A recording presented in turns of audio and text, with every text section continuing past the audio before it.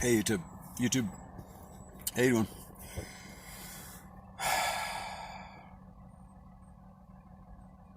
What I want to talk about today. I hope you're praying. How much have you prayed today? That's not what I was talking about. But I always talk about prayer because it is the key to knowing God. One time I was in a church and there was a guy that had been in a 503 church for like a long time. He worked and taught kids, all kinds of stuff, right? And we were all in a group together, and I said something to the group. I said, if anybody tells me that they really know God and they don't have like a deep one-on-one prayer life, I tell them they're full of crap. And I was just laughing like that, And he came to me and he goes, "You're wrong." And I was like, "Really?" And he goes, "Yep. I never was into prayer that much, and I know I'm saved." Wow, tell me more. I didn't say that though. Well, okay, but thanks. We can agree to disagree. I'm not gonna tell you you have to talk to the one who saved you. It's kind of like, let's just imagine, like, if you were 10 years old and you just decided to stop talking to mom. I don't know. I don't really need to talk to her. She knows I'm her son. She feeds me. You just come in, eat, walk away. Just kind of act like I'm not there. Just stay out of her way, Don't bother her. I don't really want to be bothered to talk to her anyway, so it's all good. So I do that for a few days. And all of a sudden I come home and mom's all mad. Why would she be mad? What's wrong? I've always been your son. I'm not going to stop being your son. What? I can't change my blood. You gave it to me. What the heck? So what? I need to talk to you to stay your son? Of course not. So on that, he does have a point. So I'm not going to get too crazy on it. But are people like that? Is what I'm talking about. You see, because some people are saying we're in the day of Noah. It was the day of Noah. The day of Noah means there was 7 people that survived. So, if we're in the days of Noah, it's going to be a lot of destruction. And I'm not going to say that the days of Noah, this isn't the days of Noah. But what I'm saying is if you want to get really confident about it and really look at it literally, that means only 7 of us are going to make it. So, it's not a pretty picture. I'd really like to have another picture. You see what I'm saying? So I think we should have a couple options, because it's not like Jesus said in Revelation, "I'm going to flood the earth again." You know what I mean? It wasn't that clear. We know there's going to be a lot of people in Revelations that are going to die, but it doesn't say anything about an asteroid's going to take out the whole flat earth or global. I don't even know which it is. I mean, in the sea of lies, I like to sift through the ones that are about God more than the ones that are about Earth. Because if I look at the government, when I first saw CIA as a kid, I looked at it and said, Central Intelligence Agency? That sounds like somebody who either used to have a doctorate of divinity or already decided they wanted to become God. Because if I was going to be God, or think I was God as a person, I would probably make an agency that was really intelligent. And it would be central, of course. Yes. Along with the Internal Revenue Service. Oh, that's a good one. Oh, and Treasury. Oh, that's a good one. You know what's a really good one? Federal Treasury. That's not federal. And it has no treasury. And it soon has no money. Anyway. I kind of get jokey sometimes. I don't like to be too serious. We are trying to count it all joy. And how I get joy is I laugh. And some people say, you need to be more serious. We're at the judgment. So, sorry if I'm being a little too facetious or lightheaded, lighthearted, however you want to think about it. That's just how I am. But I do have a point. We looked at Noah. But we have another one, Jonah. Okay? Jonah, everybody looks at the fish. But we don't remember that Jonah loved fireworks shows. So what he did after the fish, see, he was all covered in fish juice and everything, so he looked pretty freaky, right? So he came out and he said, "Hey, judgment's coming, you guys. You better watch out. Judgment's coming. God's going to rain down fire from heaven."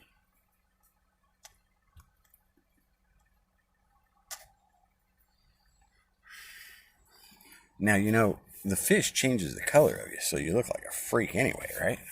So he goes over there and does that, and they already look at him like, "What the heck? Is this guy alien or something? Is he really from God?" And so they're like literally tripping out, okay? So then he comes and he's like, "Oh, judgment's coming." And then you know what he does? He goes up on the top of the hill under a tree. Like, it's not really a tree. It's one of those like giant weed kind of, I don't remember the exact verse, but it's kind of like a soft fig tree, okay? For lack of a better word. And small, but enough for a shade. So he goes and he sits up on the hill under the shade, and he sits, and he kicks back. I think he might have smoked a cigarette, but that's just me. So he was kicking back, waiting for the fireworks.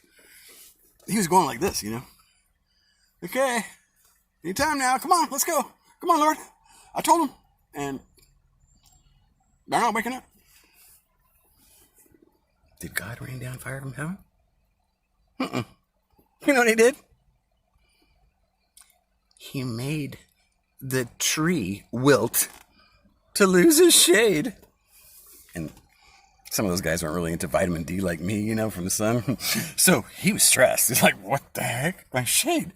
God, did you do that? I mean, how could a tree just fall like that?" And he said, "Well, tree. It's just a tree. Look at all those people sitting there." And like, fry them all? Say which one? And all the animals? What did they do? Horses? I think horses are beautiful. Even I think that's messed up. So what happened to Jonah? Can you imagine? "Sorry, Lord. I kind of was fed up with him. I had a little hate in my heart." So he talked to him again, and they repented. They felt bad, and they turned their lives around, and God blessed it.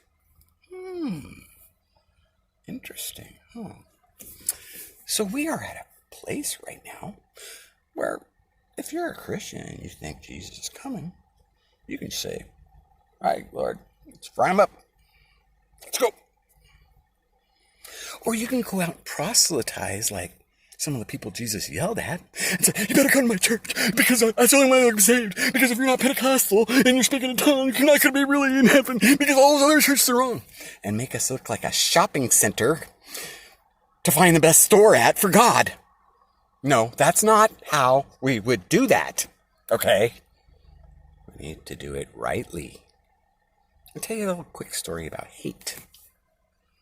I learned to paint from an older than me gay man who was flaming gay. And I'm not saying that disrespectfully. I'm just trying to give you an idea of how he talked. Really strong. You know what I mean? It kind of bugged me because I was thinking like, you're a sodomite. So one time I said to him, I didn't say it like that, but I said it in a nice way. And he said to me, "No, gays do that." And I was like, "Really?" But I didn't ask for more information. You see what I'm saying? And maybe I was judgmental at that time because you know what I mean? I'm not trying to be pro-gay, don't get me wrong. But understand me, okay?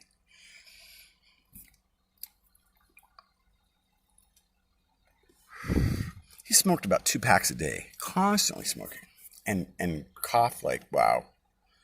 If you've heard me cough, wow, he had 10 times mine. Okay, and I would hear him cough, and because he was gay, I thought, he's cursed. So I would pray, "God, just take him, just take him. He's gay, he's teaching me to paint, but I'm sure anybody can, you know what I mean?" Just take him. About 6 months later, he got all sick. Started getting all dizzy. Go to the hospital to shave his head. I don't know what he had. He had some brain cancer or something.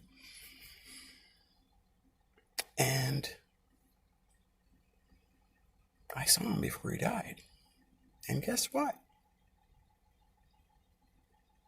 I didn't want him to die anymore. That hate in me had made me feel really stupid. He did die. But you know what? After he died, I prayed for him. Christians don't do that. Well, it says, death, where is thy sting? Right? So that might be a 503c idea. Because I think Catholics pray actually to them or whatever. But all I do is ask God to save him. Because it was bad enough that he died. But I don't want to be the part of death anymore, even if it is judgment death. Because I took part in that once. I didn't like it, okay? But I know that it could happen. So if you all are trying to do that, well, I guess God will figure it out in the end. But I hope that we're not in a prayer war here. Because if half of Christians are praying like Jonah on the top of the hill, like, let's go, let's go, let's go. And then the other half are going, well, let's see if we can save some of them. Maybe we should think about what Jesus said. That the harvest is ripe. Now how? If the harvest is ripe, and we've got all like 503c that they're just a sea of lies. So we don't want to go to people and say, you need to be covenant, or you need to be Pentecostal, or you need to be Catholic. I don't care, whatever. You need to show them their need for God. Maybe if you follow the 2 greatest commandments, like loving your neighbor as yourself. If you see somebody like this, are you laughing at them because they're an idiot? Oh, wow. You just made yourself in danger of hell fire. That might be a seed of hate.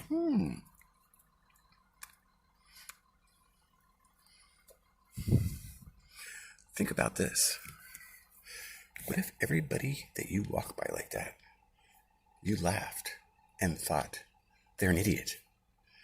If you were in danger of hell, that's 100 times more. So maybe it would be better to just pray for them silently, real quick. Because if you prayed for 100 silent people to wake up, and there was another 100 people praying for them, wow. So I started a new trick. Instead of us being like waiting for the fireworks show, what I'd like some of us that have a heart for others, because we are all people, right? And I think